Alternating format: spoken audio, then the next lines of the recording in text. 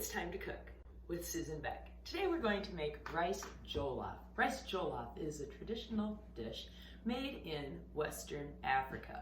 It's made in one pot, and into that skillet will be a rice-based dish, which will have a little bit of chicken, although we'll talk about other options for protein, and any vegetables that I can find in my refrigerator that are in need of being used up. This is a great way to just toss in whatever you have, whatever's kind of on its last life and needs to be used.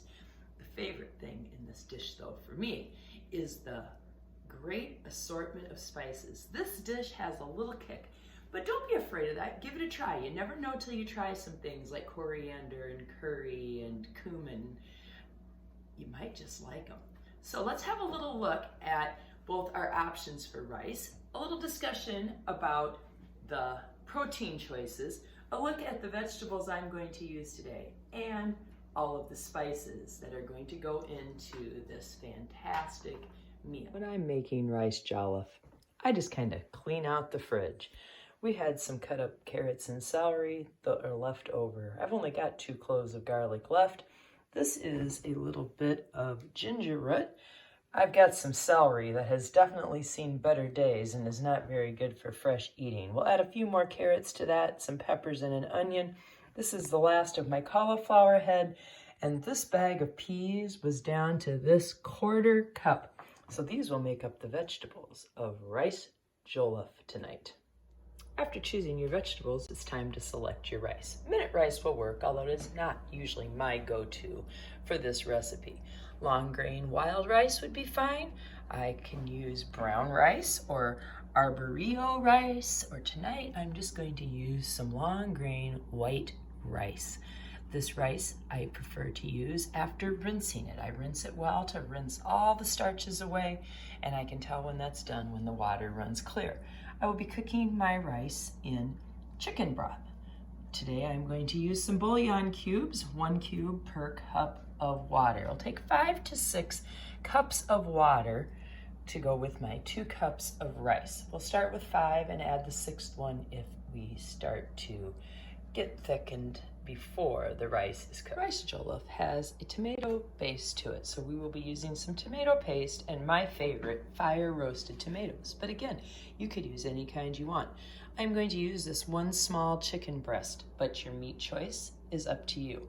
For your protein, you could choose Polish kielbasa, which is my second go-to besides chicken, or you could use some Italian sausage, or even hamburger, or some leftover pork, or little pieces of steak. Or make it vegetarian and leave the meat out altogether, because you're gonna find this is so flavorful, you don't really need any protein. The best part of rice jollof is the spices. I never would have thought to put all these spices together on my own. We will give it a little kick with a 1/4 teaspoon of cayenne and 1/2 teaspoon of ground pepper, and then a teaspoon of each of these: curry, thyme, coriander, cumin, and salt. It's going to be tasty. I'm going to start with my vegetable prep, just because then I can cut these on this cutting board, and then I can cut my chicken and not have to worry about any contamination or needing to wash it in between or get out another cutting board. So first I'm just peeling 3 carrots, and then I do have that 1 little piece of carrot left from one night when we had some dip and they didn't all quite get eaten. I am going to start chopping here. My cauliflower, this is like way too big of a flowerette, so I'm just gonna cut that down into some smaller pieces. And then I'm just gonna set my vegetables to the side, just over in a bowl here. Some of these pieces are already pretty tiny as they've been cut off of the main stalk before. Cut, just a rough little chop of all my cauliflower. I have used broccoli in this a lot too, as another vegetable that I really enjoy in it. All right, my celery, my wimpy, horrible looking celery. I'm even going to use those green, what do you call them? Leafy tops, I guess. And I'm just gonna cut this all up into small pieces and into my bowl that goes. There were 2 celery sticks left from our veggies and dip. I'm just gonna trim the ends off those because they're getting a little brown. Like I said, great meal to use up whatever you happen to still have in your fridge. All right, on to those carrots. There's my old carrot, and then I've got a couple newer, fresher carrots here that we will use as well. Next I have just some of those small little peppers that are great just for munching on. And peel the little seeds out of the top of those and then just dice those up as well. My last thing to chop in terms of vegetables will be my onion. An onion is something I pretty much always put into my rice jollof. All right, peppers into the bowl here. I always use peas too if I have any, and like I said today, I don't have hardly any, but these I always put in last. They don't need nearly as much cooking, where these we're gonna saute in some oil and get them to soften up a lot. All right, this is a pretty good sized onion. I would say 1 medium onion is really a better choice, so I'm going to just chop up half of this. The next thing I'm going to prep is my garlic. So I'm just going to get the husk off that garlic by putting it in this little garlic roller, and off come those papery outsides. And then I'm just going to mince that up small. And then we will work on our ginger. I'm just putting everything into one container here. I'm probably going to end up with about 5 cups of vegetables by the time I end up adding my peas at the end. All right, this is the remains of a ginger root that I've had for a while, and I'm just going to peel some of this. I don't go through ginger root real quickly, so I just store it in a plastic bag in the freezer, and I just peeled off some of the kind of woody covering on it, and then I am just going to grate that on my box grater until I have maybe a half a teaspoon of fresh ginger. Okay, and that's going to go in along with my vegetables. I use ginger when I make Chinese dishes. Also, you can put ginger in your smoothies. It's really good for you. All right, so that is the end of our vegetable prep. Like I said, along with these peas, probably around 5 cups of vegetables. Mix in anything you have. All right, now on to the chicken. The chicken will actually be the first thing that I cook, and then I'll add the vegetables. So get a nice sharp knife here. Got some new knives as a gift, and boy, are we enjoying having these fantastic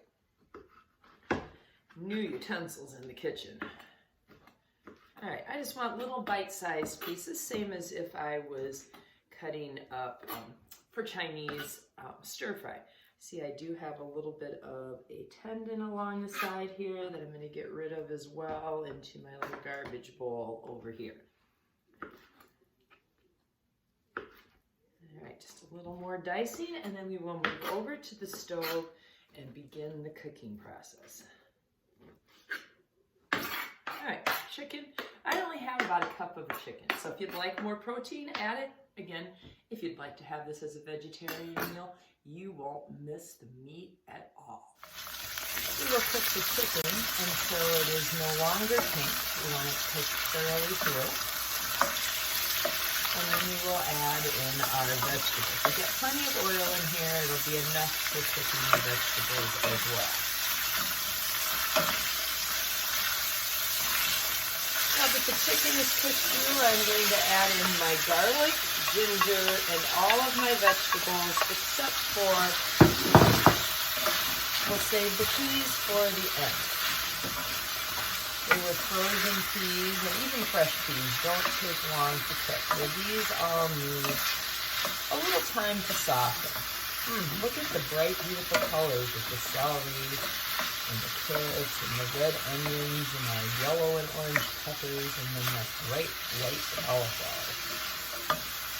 All right, we're going to let this saute, and while that is sauteing, we're going to rinse our rice. To rinse my rice, I really like the spray function of my faucet. I just let it run over that rice until the water at the bottom starts to become clear. Just rinsing out all the starches. This is a good idea whether you're making rice as a side dish, rice for your Chinese, or for rice jollof. Our vegetables are looking great. I'm just going to put a lid on those and turn it down to maybe medium, low to medium, and let them just kind of steam and cook for a little bit. Our vegetables are getting quite tender, so I want to talk about the tomatoes in this again. I really like these fire roasted tomatoes. It's just that they've been roasted so they get kind of a charred edge on them. You can do this with your own tomatoes as well. I do it when I make my homemade pizza sauce. But you can just buy them in a store in a can too. Now this is something that I've recently learned about. It's tomato paste in a tube, and I think it's just fantastic because so many times you don't need nearly as much tomato paste as you get in one of those cans, even when you buy the small one. And you just store this in your fridge and you squeeze it out whenever you're ready to use it. So it comes all sealed on the end. It comes with a little pokey thing here that I'm going to just poke into the metal, and this will be ready to squeeze onto our vegetables. Our vegetables are getting soft. You kind of want that tender crisp. Know that they'll still keep cooking when they're in with the rice. I can just hear them sizzle. So into this, you're going to put 3 tablespoons of that tomato paste. So 1, 2, 3 nice squeezes of the tomato paste. And I'm just going to stir that around and kind of turn my vegetables red. Tomato paste will give us just a little bit of thickening to go with the liquid, which we will be using from our canned tomatoes. All right, next we're going to add onto there all of the spices that we are using. Don't be afraid of these, okay? 1/4 teaspoon of cayenne, just gives it a little kick, along with that 1/2 teaspoon of black pepper. Now we're moving on to 1 teaspoon of cumin, 1 teaspoon of coriander, just sprinkling that all over, 1 teaspoon of curry, and lastly, 1 teaspoon of thyme, my favorite. Kind of the reason I chose my name for my YouTube channel, Thyme to Cook, because I use thyme a lot. All right, I'm going to give that all a good stir. This is going to turn into a bright red dish, as you can see. Now go in the tomatoes, along with our rice, and then our chicken stock. My bouillon cubes will, as they heat up, just dissolve in there. And again, using a big skillet, so this is quite full. Now the only thing left to add is the peas, but I will put those in right before I'm ready to serve. Don't want to overcook them. This just needs to simmer and cook until the rice is done. At this point, I like to move my rice jollof to a smaller burner and just set that to cook on low. I might even turn it down to simmer as my rice starts to cook. One last thing to watch. Remember, we can always add 1 more cup of chicken broth if our rice is not quite done and it is getting too thick and sticky. As the rice jollof cooks, every so often remove the lid and give it a stir to be sure your rice is not sticking to the bottom. We've got plenty of liquid, so we don't need to add any more at this time. Well, this is thickening right up, and my rice is just about finished. So I want to be sure at this point that my burner is turned down to just the smallest amount of heat. I've got it on my lowest simmer. And I think it might even be time to see how close we are to having that rice done. So let's just take a little bit of rice on and let that cool for a second before we taste it. That rice is almost done, just a tiny bit chewy for my taste. So I'm gonna add, I think, just a half a cup of water. I'm not gonna worry about adding any more of the bouillon. There's enough flavor there with what's already in the pan. And I just wanna prevent that rice from sticking to the bottom. I gave my rice one more taste and it was perfectly done. So now in go those peas that just add a touch of brightness, and we are ready to serve rice jollof. Look at this beautiful rice dish, rice jollof. It's still just steaming hot, and I just can't wait to give it a try. There's just nothing bland about this dish.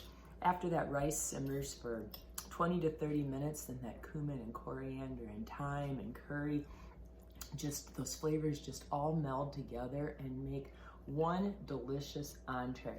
I don't know, thick enough to eat with a fork. Sometimes I kind of prefer a spoon. You'll have to see what you like best when you try rice jollof.